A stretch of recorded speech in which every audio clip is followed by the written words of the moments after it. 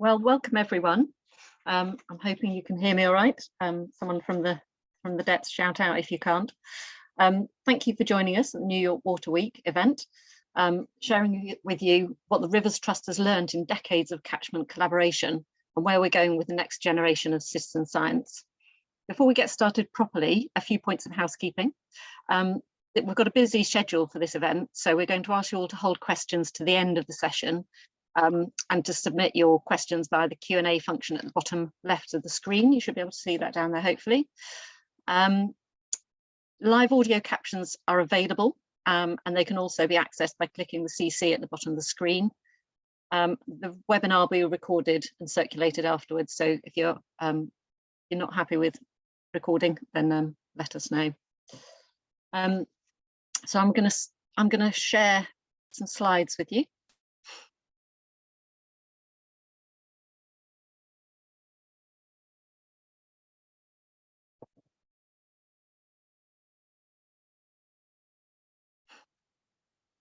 So for those of you that don't know the Rivers Trust already, we're a charity of river experts with a wealth of data and expertise at our fingertips. The Rivers Trust movement consists of around 450 specialists working in 65 local trusts around England. This map here sets it out quite nicely. You can see that we have local trusts in England, Wales, Scotland, and Northern Ireland and the Republic of Ireland. We focus on partnership working at the catchment scale to find solutions to the multiple pressures on our rivers to make our vision of wild, healthy, natural rivers valued by all a reality. Some examples of the kind of work we get involved in include building nature-based solutions, guiding water stewardship, advising land managers, tree planting, restoring and cleaning rivers, and working with communities. We also have a strong focus on data and evidence, as well as advocacy work, influencing decision makers to remove legislative and policy blockers and finding enablers to achieving our vision.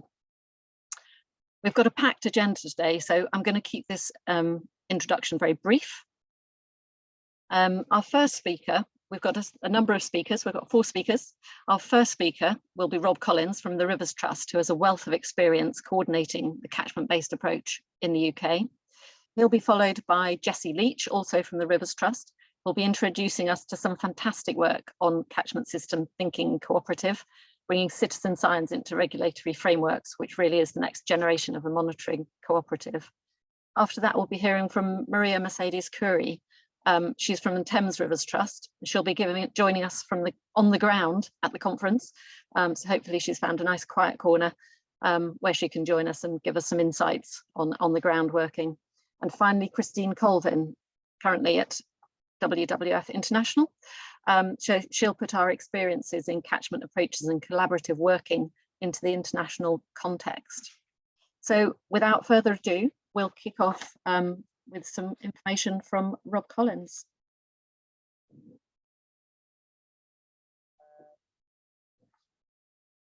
If I can work out how to stop sharing. There we go.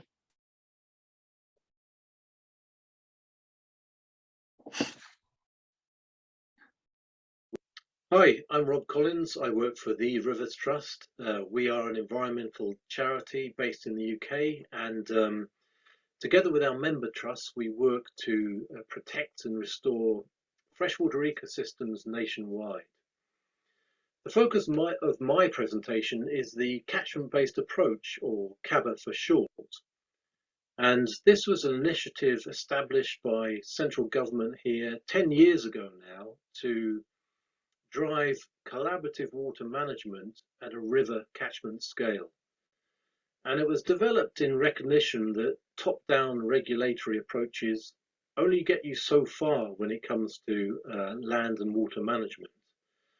And in order to realize several multiple benefits, you need to engage wider society, including the general public as well. So we have 106 river catchment partnerships now encompassing the whole of England, so it's globally unique in that respect. And these are led by or hosted by an environmental NGO with a diverse range of partner organisations, including water companies, local authorities, businesses, and local communities. So They're quite a unique mix of the public and private sectors and civil society too. The catchment partnerships have quite a strong convening power, so they bring together stakeholders who might otherwise not engage with one another, and in that sense provide a catalyst for action on the ground.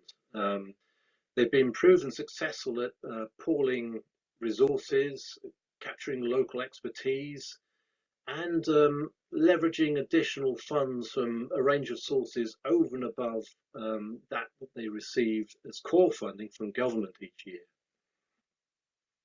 We have a national CaBA support group that works to support and build expertise in those partnerships nationwide, identifying opportunities and attempting to resolve barriers to collaborative working. And the support group is made up of partner organisations who are involved in those partnerships around the country, and one or two others besides. And that support group oversees a technical group that supports partnerships across a whole range of issues, including water quality monitoring, GIS, securing flood consents, and so on. Whole range of issues. And the group also oversees a dedicated water stewardship manager, whose role it is to bring together private enterprise with the partnership, with the aim of securing private funding into environmental delivery. Partnerships are skilled at coordinated action at the river catchment scale, in particular around addressing agricultural diffuse pollution, and the majority of partnerships are engaged with local farmers to address diffuse pollution, for example. And this slide illustrates work undertaken in the east of England with the involvement of funding by Coca-Cola, who have helped to address pollution problems in local rivers around phosphorus and sediment by funding measures such as wetlands and ponds and silt traps and cover crops, as you can see in the photographs there. And increasingly we're finding that the agricultural supply chains are engaging with catchment partnerships. So food and drink companies and supermarkets, and the partnership acts as the intermediary really between the supply chain and farmers and landowners, trying to enact action on the ground to bring environmental benefits, but also improvements to farm business often. The activities of the catchment partnerships are very much underpinned by nature-based solutions, so leaky dams that you can see in the photograph here, but wetlands, ponds, tree planting and so on. And these very typically realise multiple benefits on the ground: reduced flood risk, but also improvements to water quality, biodiversity enhancements, and particularly in the urban environment, designed well, a nice wetland feature, for example, can really help engage the local community as well. And they have access to nature, blue-green spaces, and we know from the research that that has real benefits in terms of health and well-being as well. And we've done a lot of work as well under CaBA to map these potential solutions across the catchment to optimally target them as well. A final example here, tackling invasive species, and this is something that has to be done at the catchment scale and done in a coordinated way. And the example here is drawn from northwest England, where the partnership involved have mapped several invasive species along the riparian corridor, and that's then been used to coordinate action, identify roles and responsibilities, funding sources, and tackling and coordinating control and eradication of these species. CaBA is very much underpinned by data and evidence, and that's brought a sort of quantitative rigor to the partnerships. And in particular, we've developed a data package that now has more than 200 spatial data layers of direct relevance to land and water management, including water quality, flood risk, priority habitat, output from models and predictive tools. And the image to the right there, in fact, is a prediction of the risk of sediment loss from a rural catchment. And these data layers have really helped underpin catchment plans, because all of the 106 partnerships now have a catchment plan that captures priorities for action that the partner organisations have collectively identified. And several partnerships now are developing shared information platforms or story maps that are a great way to communicate these priorities for action. So they capture maps, photographs, and a narrative around a particular issue, and provide a great way to communicate the partnership, the goals of the partnership, to external stakeholders. Perhaps the biggest success of CaBA, though, relates to the building of social capital. And the partnerships have been very strong at engaging with their local communities and affording opportunities to undertake volunteering and increasingly citizen science. So that could be around habitat restoration, as you see in the photograph here. It could be around water quality monitoring, or tackling invasive species. There are a number of ways for citizen scientists to get involved now. And this is something in the UK that's really taking off here now and really helping to build a strong local evidence base and to complement regulatory monitoring. So we're seeing a rise in mobile phone apps and field kits of increasing sophistication, and the ability to collect data and download it in real time onto a platform. And to this end, we've developed a number of tools and guidance for citizen scientists on the CaBA website. So that's a catchment-based approach, a whirlwind tour through it, and just worth emphasising in conclusion its collaborative approach and its ability to engage the local community. And just to say finally that many elements of the CaBA approach here in England will be very much applicable elsewhere around the world. Thank you.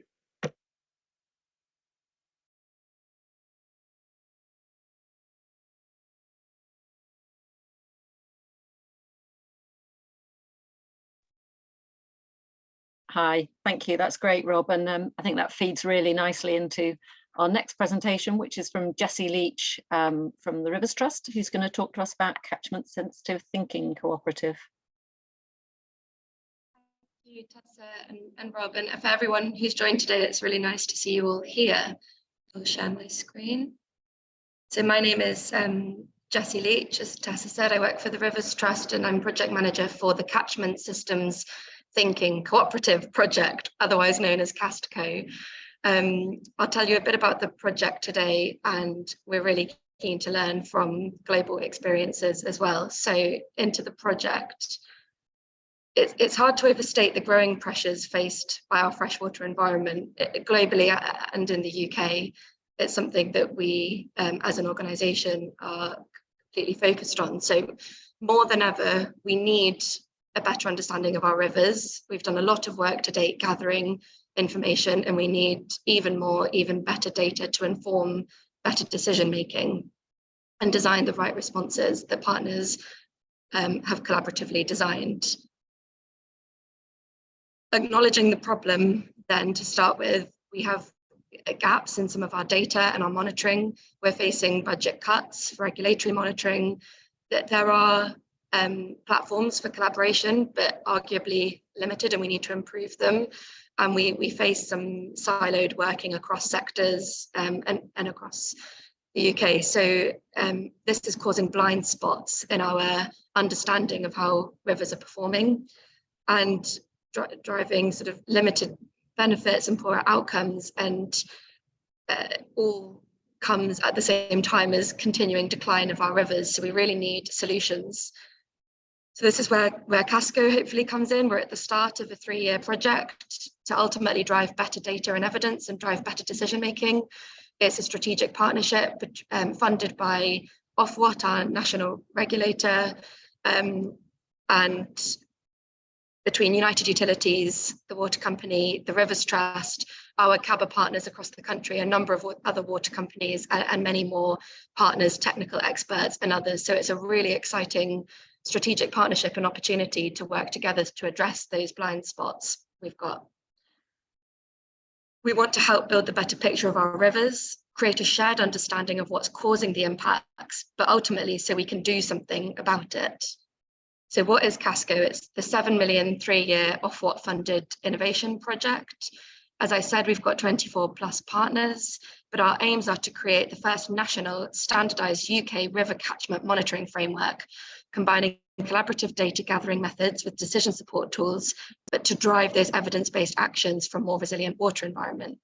All of this involves driving better pathways to impact. How do we achieve the benefits that we want to see for the environment through the work of this project? How do we bring in more reliable information, share that better, more openly across partners, and close gaps that exist between the partners, the sectors, also between the water sector and other sectors on decisions that are affecting our rivers?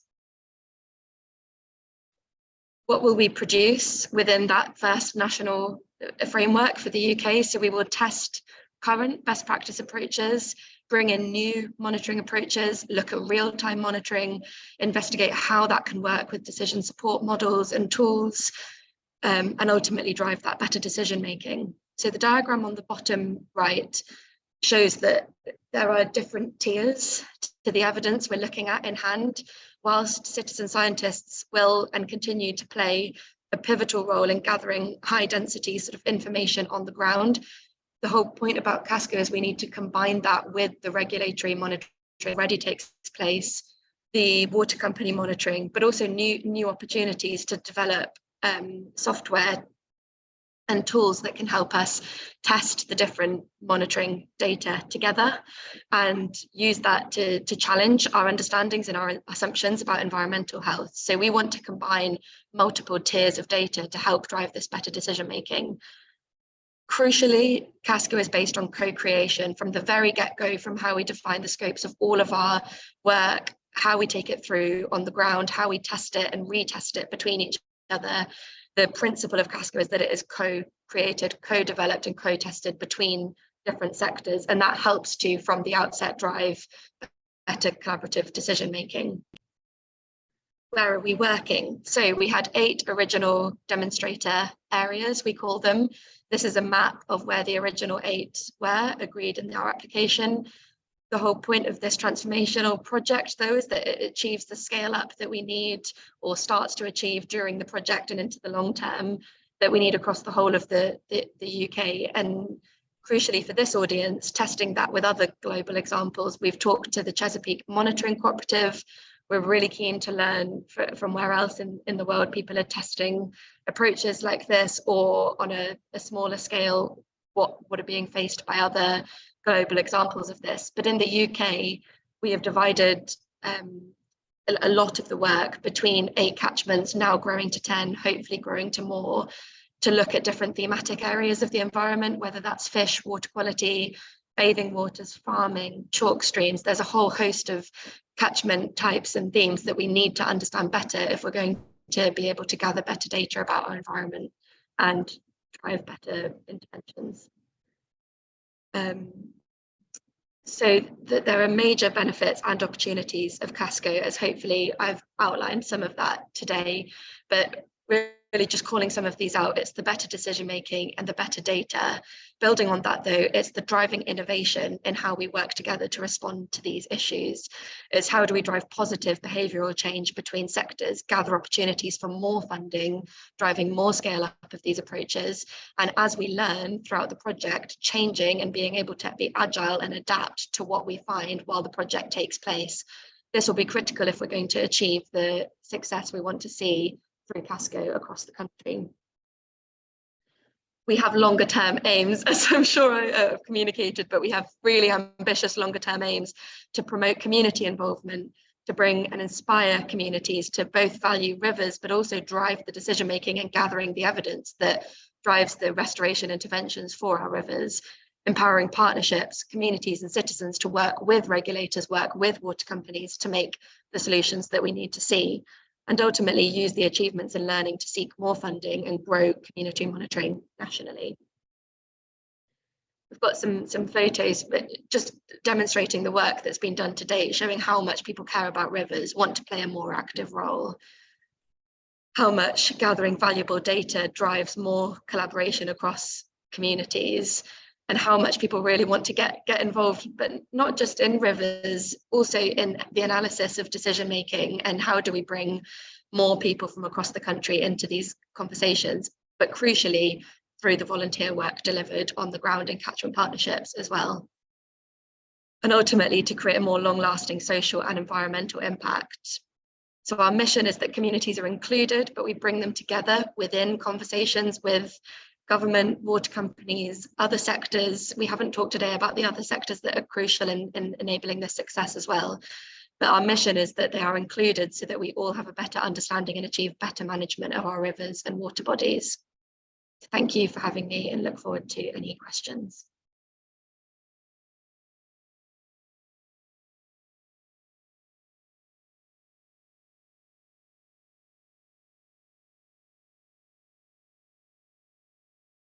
Sorry, I had a slow unmute there.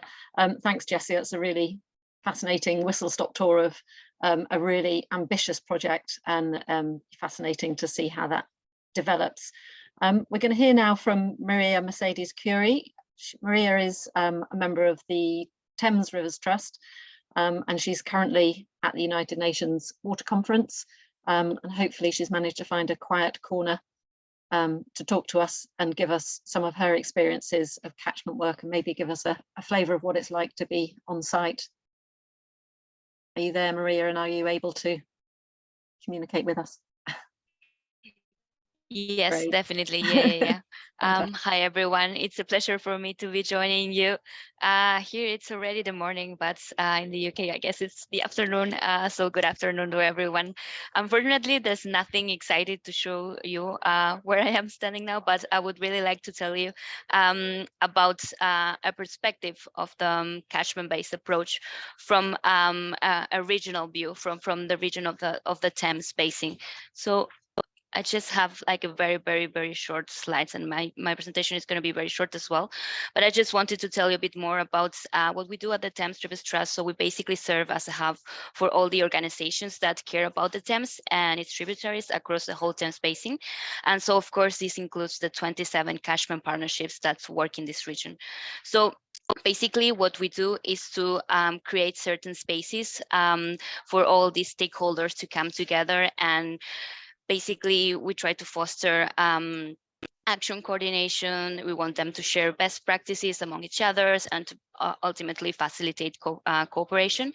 So this is just a picture of our last Thames Catchment Forum, and some of the people in the room were a lot of the catchment partnership hosts, which are, as Rob was saying, environmental charities.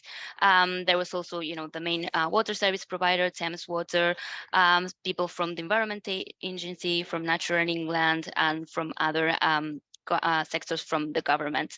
So with this short introduction, then the points that I really want to make in this short intervention is that building up on what Rob was telling you, that locally led action is key, and he was, for example, giving this example about nature-based solutions and how it's not possible to deliver effective solutions if the communities that will benefit from this are not directly involved.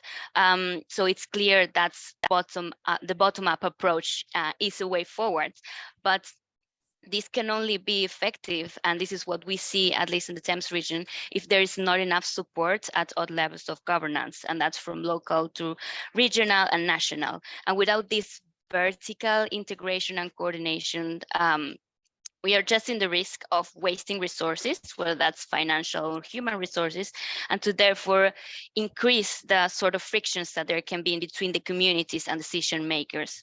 So finally, and also I want to just wrap up on and grab what's the discussion that Rob and Jessie have shared.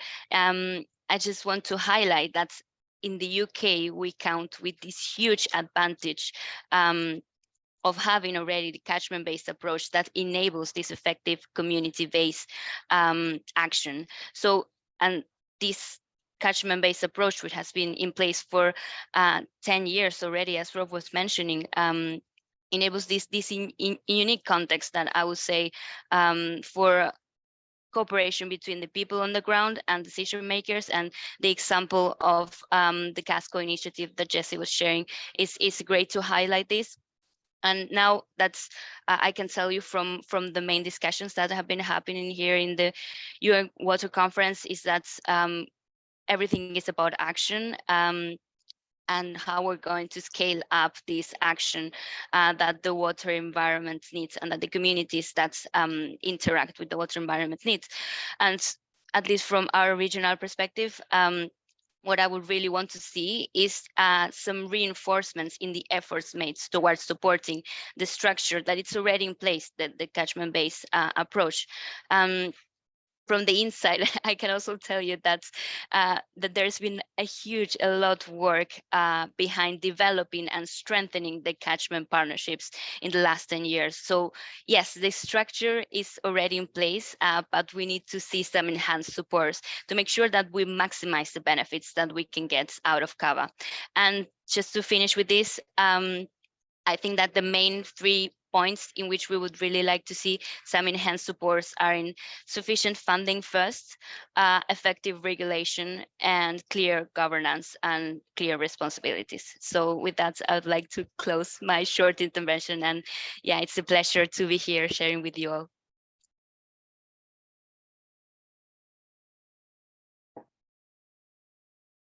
Thanks, Maria. So we've heard a bit about the overarching view in the UK, and we've heard something from the bottom-up approach for catchment-based partnerships. So I'm going to hand over now to Christine Colvin, WWF International, and Christine's going to give us a bit of an international context of catchment-based partnerships and community working. Thanks so much, Tessa. Thank you. I'll just share my screen.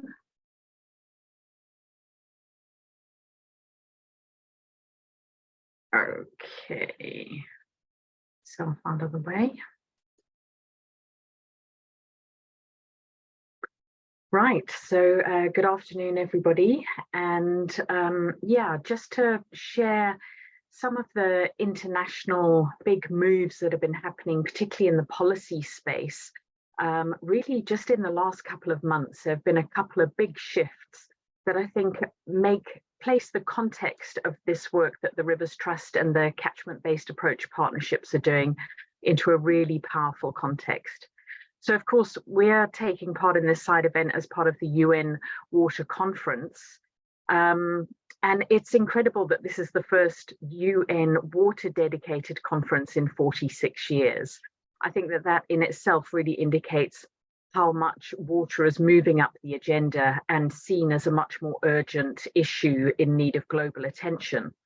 Of course, this week, early on this week, we also had the IPCC report on the climate crisis, and the urgency for adaptation came out really, really strongly in that yet again.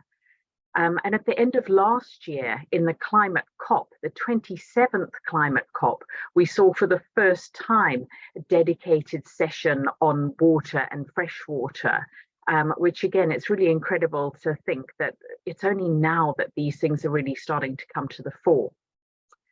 At the end of last year, right at the end in December, with the Convention on Biodiversity, the GBF here is the Global Biodiversity Framework, and we saw two really important words being included in that, which were inland waters, which mean that inland waters are now separately prioritized within that framework for future conservation.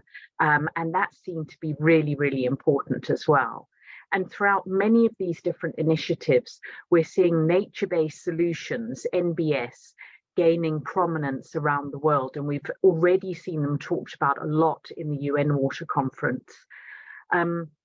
And it's really hard to envisage nature-based solutions in most parts of the world without envisaging communities and catchments being really at the center of our future planning as well. So, you know, we heard it earlier on this week on Monday, you know, the really devastating assessment on what is happening with the climate crisis at the moment. And equally, yesterday, when we saw the start of the UN Water Conference, we heard about how we've also broken the water cycle, as well as, it seems, our climate. So this is putting us in a really, really difficult position. And I think, you know, there were a lot of references made to the fact that it means that we have to do everything everywhere all at once. Plus, in addition to this, it needs to include everybody. You know, the climate crisis is no longer just a crisis for the energy sector, in the same way that the water crisis that we're facing is also no longer just a crisis for the water sector as well. And the really devastating results of the climate report show us, you know, the kind of future that we're looking at, because we are so far away from this trajectory of trying to keep warming within 1.5 degrees. You can see at 1.5, there's a 100% increase in flood risk, but at 2 degrees increase, there's a 170% increase in flood risk globally. So, you know, this seemingly small difference in numeric terms pushes us across really, really critical tipping points that we know we need to have a much healthier natural world around us in order to be able to withstand. Something that WWF has focused on is the Living Planet report. And it's no surprise to those of us who work in the water sector and who work with freshwater ecosystems that we have seen the biggest declines in freshwater biodiversity since 1970, an 83% loss of wildlife populations linked to freshwater ecosystems, as opposed to 38% on land and 36% for the marine environment. So the coping capacity of our freshwater ecosystems is already hugely compromised as a result of habitat loss and pollution and all of the other impacts that always seem to end up in the river or end up in the wetland. So trying to restore this depleted set of ecosystems is going to be critical in terms of building resilience to the challenges that we face with the climate crisis ahead. And a mantra that we've been reciting a lot recently is that water is to adaptation as carbon is to mitigation. We have to put water central in our thinking about planning and adapting for the future. And given the state of our freshwater resources, that means we have to try and achieve adaptation and restoration together. And of course, that then leads us to looking at many more nature-based solutions and avoiding maladaptation that's relying on carbon-intensive and concrete-intensive responses to the climate crisis. Because after all, water doesn't come from a tap. That's something we've been trying to emphasize during this conference as well. When we have healthy freshwater ecosystems, we inherently have better water resilience, and we're able to meet our basic human needs much more easily. So we need to take this big step now, both locally and at a global scale, moving from ignoring water, something that is ubiquitous but has been invisible for too long, to restoring not just water, but the ecosystems that give us our water, on which we're completely reliant. And just to come back to that, the global biodiversity framework, that has been, that all of these organizations featured at the top hearing, including WWF and the many partners, fought really hard to make sure that we have these two important words of inland water included explicitly in this framework, because it means that we then need to set targets to ensure that by 2030, at least 30% of inland waters are under effective restoration, and to make sure that that is properly enabled through effective conservation and management. So that already gives us a new target, something really explicit that governments have now signed up to through the Global Biodiversity Framework. And what that translates to at a global scale, if we try and achieve this 30 by 30, is 300,000 kilometers of rivers and 350 million hectares of wetlands around the world need to come under and be committed to effective restoration. So we've been picking this up with other environmental NGOs at a global scale and with several countries today in the UN Water Conference, launching the Freshwater Challenge that is really trying to galvanize countries, businesses and NGOs behind this challenge of making sure that we can restore freshwater ecosystems and be better prepared to meet the climate challenges ahead. And in fact, this is very hot off the press from this, not even this morning, it was lunchtime UK time, where we had the Freshwater Challenge launch in the UN building in New York. And at the same time, we also had a petition presented by Avaz that's now been signed by over 560,000 people around the world, urging world leaders to bring our rivers back to life. So we certainly know that this, what the science is telling us about the need for restoration is strongly supported by, you know, the will of the people, and we now need to see that translating not just into political will, but political action. And I think that the kind of examples that we've heard about today and the work that the Rivers Trust and member trusts and CaBA partnerships are doing around the United Kingdom are a really, really important and useful example for many countries to learn from. Because by linking up restoration and adaptation together, it means we have to scale up dramatically the implementation of nature-based solutions. These are the future, and essentially local communities and local catchments have to participate in the implementation and operational maintenance of nature-based solutions. So it also means putting all of these skills that the Rivers Trust have been honing over the last few decades to the fore. And it's really, really important that we start learning from those and sharing those now. That's all from me. Thanks.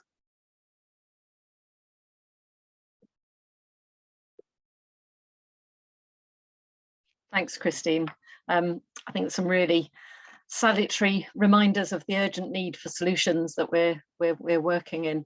And if I can ask all the speakers now to come back on screen, we'll have a bit of a panel session.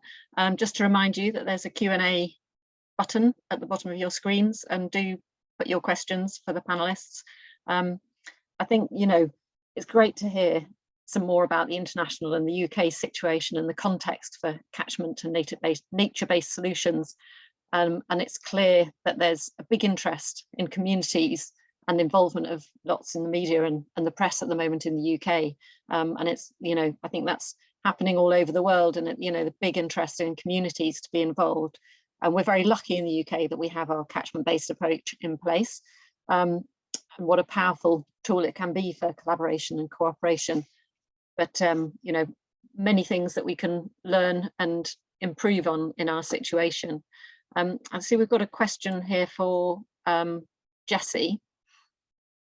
Neil at Dales Landnet asks you, what remote monitoring solutions are you using and what factors are being recorded? Thank you, Neil. Can you hear me okay? Yeah. Great question. Okay, so the first thing I'll say is that we are at the start of this project, so just to manage expectations early on, but we are looking at sondes, APEM surveys, and we have ambitions to explore much more opportunities with drones, thermal imaging, applied to hydrological data, and we would like to build with more innovative approaches where possible, like AI. However, not every catchment will have all of that funded. So the point of CaSTCo is to test it and bring the learnings back into the framework as well. But there are a couple of the ones we're looking at already. I saw on the second half of your question, would you like to talk, would we like you to come and talk to us about what you did? The answer is yes, absolutely. So please do. I'm really keen to pick up what you did with Yorkshire Dales and happy to have that conversation. Thank you. Are there any other questions that people would like to put to the panelists? We've had a nice thank you from James saying thank you for the great talks, very informative, which I've also enjoyed as well. Rob, I don't know if maybe you can tell us a bit more about in the catchment-based partnerships where things have worked really, really well and where there may be opportunities to pick up now for the next stage and build them for strength to go, so they can go from strength to strength. Yeah, I think perhaps one of the factors that defines some of the stronger partnerships is someone who's become something of a champion or a leader, and able to catalyze people around them. That's not always the case, but I think often it can be. And that's been critical because the more diverse a partnership, typically the stronger it is, the more sustainable it is, the more holistic the work that it's able to do on the ground, the more funding sources it can pull, the more local expertise and so on. But very often it can come down to an individual that can make all the difference.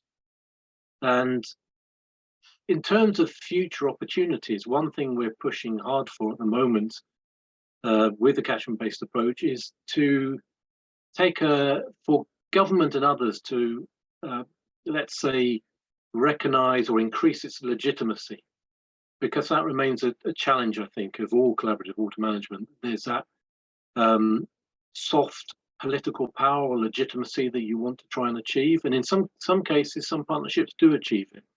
So that's something we're really looking to push forward, and also to keep championing the point that actually these partnerships, as I mentioned on one of my slides, are typically very strong at convening. They don't actually necessarily have to deliver on the ground, although typically most do. It's that convening power that's very important in bringing together key stakeholders who might not otherwise be talking to one another. And to have that that's an important step towards having a holistic approach at the catchment scale, whether that's around water quality or water quantity. So we're really pushing hard, and we're pushing hard because we see real opportunities here in the UK for CaBA to play a more prominent role in several opportunities here, related to government policy and legislation. Thanks, Rob. It's really interesting, isn't it, that whatever systems and structures you have in place, so often it actually does come down to the individuals and, you know, a few key people that are really driving change and making things happen. And I think also your point about the sort of power of the convening power of catchment-based partnerships and how that working together is so important. And I think that really plays into what Christine was saying, where she was saying, you know, this is a role for everyone. Everyone has a role within the solutions that we're looking for. We've got another question here from Malcolm. And he says, despite our aspirations at the catchment scale, is there not a fundamental need for a new riparian law framework? I don't know if, Christine, is that something you'd like to have a go at? Well, I'm not sure which country Malcolm's coming from, but I assume that you mean for the UK. Yeah, and I think that's such a good point, because when we're sort of saying we need to put water front and center, and we need to think about particularly river and wetland ecosystems and prioritize them, especially in planning processes, you know, when they are taken into account in a piecemeal fashion, and incidentally through lots of different bodies of legislation, it's really difficult to make that happen. So I think that that is a really key question about how do we reprioritize and how do we make sure that the issues that we know are going to be, need to be taken seriously in a completely different way for the future. How do we construct that? And yeah, personally, I would like to see, a dedicated riparian law, and I think we do see that more successfully in other countries. But certainly, yeah, the way that things are scattered across so many different pieces of legislation at the moment are not helping us to do that. Thanks. Yeah, I think you're right there. A call for a sort of more coherent approach to legislation would be very welcome, wouldn't it? James has got a question for both Jessie and Rob. He says he co-hosts two catchment partnerships and wanted to ask what would be the best way to recruit citizen scientists utilising the CaBA approach in our catchment partners. Don't know who wants to have a go at that first. Don't both fight. I'm going to pass that one to Jessie. I can chip in, but I think it's so central to CaSTCo. Sorry, Jessie. Yeah, no problem. It would be great to, I'm going to keep saying this, but it'd be great to talk to you as well. So please do get in touch. But yeah, so I think there are a few different parts to that question. So there's what's already available to you from CaBA, and there are some good resources in terms of data, what other catchments have done in terms of gathering volunteers, and then what systems they've used to manage it. So I'd say, and I'm sure you have already, but the CaBA website will have some really good resources, and we have people we can talk to as well. In terms of sort of specific volunteer recruitment activities, what we're trying to build through CaSTCo is a way to work with existing volunteers, bring in new volunteers, but create the systems that then keep it going and make it really clear to people how they can stay engaged and get involved in different areas. So as we develop those materials, we're making them available online, on the CaBA website, on the Rivers Trust website. A lot of our local demonstrator partners will be putting it on their websites as well. So I think I haven't given you really specific answers to that question, but it's not a new thing that we're trying to do. There are lots of people who can share knowledge on how to do this, and bring more and more volunteers in and make people feel engaged and committed to the long term as well. Don't know if you want to add anything, Rob. Yeah, thanks, Jessie. Just to add, I think one of the reasons that CaSTCo is so important is one of the challenges around citizen science is what difference does the data make? And I think if you were to sort of stereotype citizen science 10, 20 years ago, it would be perhaps well-meaning people with plenty of time on their hands writing out something in a report that sat on a shelf and didn't make any difference. But the world is changing and very fast, and now you've got obviously mobile phone apps and real-time data and platforms, and it's becoming increasingly powerful. But still, that challenge remains, I think, that to keep people engaged and keep it very relevant. What happens to all that data? And I think that's why and where CaSTCo can be really powerful, so that it's exploring and will hopefully be making progress in terms of, how does that information, the citizen science data and evidence, provide a weight of evidence that can integrate with the regulatory framework and so on, and actually really promote action on the ground. So, tackling a problem that it's identified. So I think that's the key to it. Thanks, very comprehensive answers there. We've got a question here from Holly, which I think possibly feeds into those two answers, but I maybe ask for Maria and Christine to give their input on this. So Holly says, I really like the focus on community-led monitoring and engagement in river health with these CaBA projects. However, it seems that the organisations with the power to make difference to the health of our rivers are not necessarily going to listen to the concerns of local communities. How can we increase the power of these community groups to influence stakeholders who have the power to deliver large-scale changes in river health? I don't know if there's anything, Christine, that you can add in a sort of more international context, and Maria, maybe from a very local context, you can comment on that. Yeah, I mean, I think, and part of the work of CaSTCo as well is to ensure that there are good standards in place you know, so that this kind of data can't be dismissed out of hand. It doesn't matter who's collecting it. If they're collecting it in the right way, then it's valid, credible data. And I think that's a really, really important focus of this, and that's something that's practiced in other countries in the world as well. And I think also another important thing is that the citizen science, the citizen engagement with this is not just about collecting data. It's also about them being involved in some of that decision making, participating in some of the design of the science. What data do we need to get? What questions are we trying to answer in the first place? And that really gives the citizens a much kind of stronger leverage with those who have power in terms of making decisions, and includes them in making those decisions. I think generally the move towards much more citizen science and more credible citizen science is so important in terms of ensuring good transparency. And we know that when systems like this are more transparent, and Rob mentioned the whole issue of trying to achieve legitimacy, you know, that this goes hand in hand. And I think that can be a real power play for the citizens who choose to get involved. Thank you. Yeah, that's great. And Maria, do you have anything that you would like to add from your point of view? Yeah, absolutely. Yeah. So regarding the first question, I think what's key in this are two things that I can think of. First of all, is the like the national context. Like, what are these like, let's say, like the main polluters, what are they obliged to actually do? How are they obliged to engage with these communities?